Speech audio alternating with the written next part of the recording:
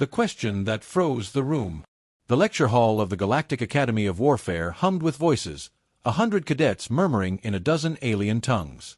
Holoscreens glowed on the walls, showing casualty charts and tactical projections. Professor Zilther's mandibles clicked as he delivered his lesson on combat efficiency ratios, his 6 eyes scanning the rows of attentive students. For example, he intoned, tapping a claw against the glowing display, a single Zarnak shock trooper is statistically capable of eliminating 12 Arwent-H infantry before succumbing. A Gal battle drone fares better, achieving a ratio of 15 to 1. The alien cadets hissed, clicked, or nodded with approval. Numbers were a universal language here, a cold arithmetic of death. Lyra sat silently among them, the lone human in the room. Her uniform felt heavier than armor, Earth's fledgling emblem stitched into her sleeve. She listened as species after species was measured, their lethality quantified into neat statistics. And with each number, she felt the weight of her ancestors' wars pressing against her chest. Then, without quite meaning to, she raised her hand. The hall quieted. The professor's eyes fixed on her. "Yes, Cadet Lyra." Her voice came steady, though her pulse thundered. "What's the kill rate for a single Earth Marine?"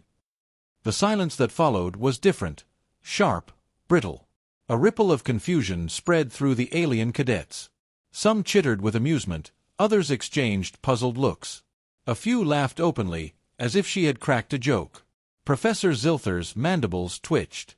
"Earth," he said slowly, "has no recorded engagements within galactic theaters. Its warriors are statistically insignificant." Lyra held his gaze. "Then perhaps you've been looking at the wrong wars." The laughter faltered. The hall grew still. Blood in the archives. The next day, the Academy's archive chamber glowed with shifting light as holoscreens flickered to life. Rows of alien cadets clustered around, curiosity overcoming their ridicule from the day before. Professor Zilther stood at the center, his mandibles clacking with mild irritation. "Very well, Cadet Lyra," he said, gesturing with a claw. "You claim Earth's warriors possess measurable merit. Present your evidence. Let the numbers speak." Lyra's fingers danced over the console, summoning fragments of Earth's history. The first projection filled the air with the image of bronze-clad soldiers holding a narrow pass. "Thermopylae," she explained, her voice carrying. 300 against thousands. They fought until none remained, and yet their stand bought time to save a nation. Alien eyes widened, some with disbelief, others with respect. She continued. The images shifted, muddy trenches scarred by shellfire, men clawing through smoke and ruin. World War I. Attrition at its most brutal. We lost millions, yet adapted, endured, advanced. The next vision showed modern soldiers in camouflage, silent shadows among ruined streets. Marine squads in asymmetric war zones. Outnumbered, outgunned, they learned to strike, vanish, and strike again. A reptilian cadet snorted. Primitive toys. Ballistics and steel. Lyra met his gaze. Tools change. The will does not.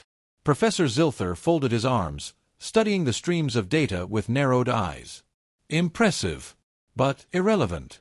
Plasma fire and orbital bombardment render such examples obsolete. Do they?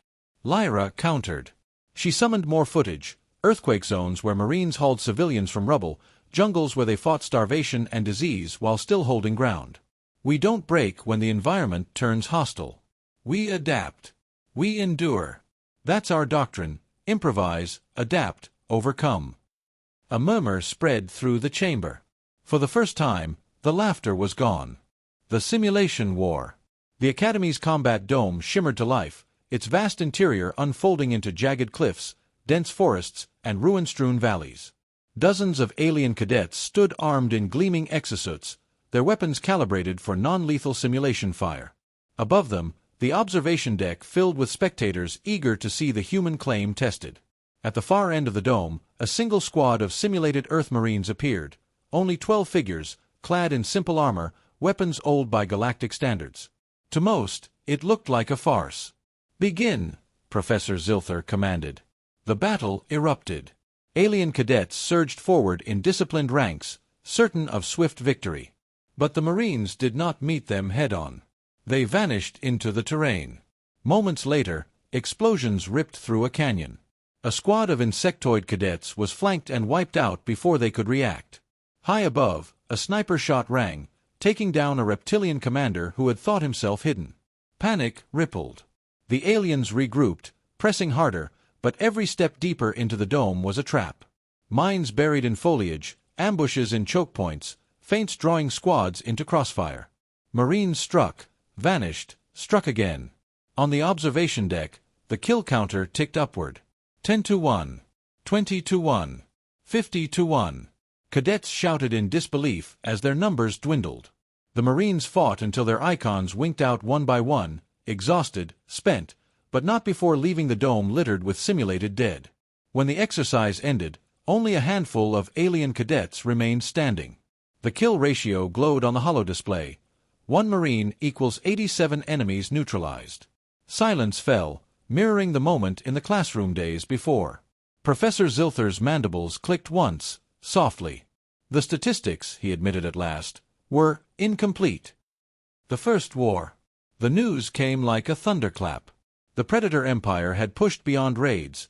Now fleets burned border colonies. Smoke and panic rippled through the Galactic Council. Worlds debated fleets and sanctions, yet none moved swiftly. To many, Earth was expected to hide behind greater powers. But Earth did not. A single marine company, barely 200 strong, was deployed to the besieged outpost of Charon's Reach. The Council scoffed at the gesture, certain it was symbolic. Yet reports soon spilled across every channel. The Predator Empire's advance stalled. Eyewitness accounts told of Marines holding the line against thousands, their positions thought overrun only for enemy corpses to carpet the ground. They fought without fear of close quarters, turned wreckage into weapons, and turned their own wounds into fuel for vengeance. Enemy commanders reported entire battalions shredded by what should have been outmatched infantry. Kill ratios surpassed 100-1. Back at the academy, the combat dome silence had been a rehearsal for this moment. Cadets huddled around screens as real-time reports scrolled past. Even the most arrogant species watched with uneasy respect. When the smoke cleared, Charon's Reach still stood. 200 Marines had bled the enemy until their fleets withdrew. Victory did not belong to numbers or to technology. It belonged to human refusal to yield. The next morning, Lyra entered the lecture hall again. No one mocked. No one laughed. Even Professor Zilther stood in silence as the updated record was etched into the archives. Kill rate of a single Earth Marine, unquantifiable. Lyra took her seat without a word. She did not need to speak. This time, the silence in the hall was not doubt. It was respect.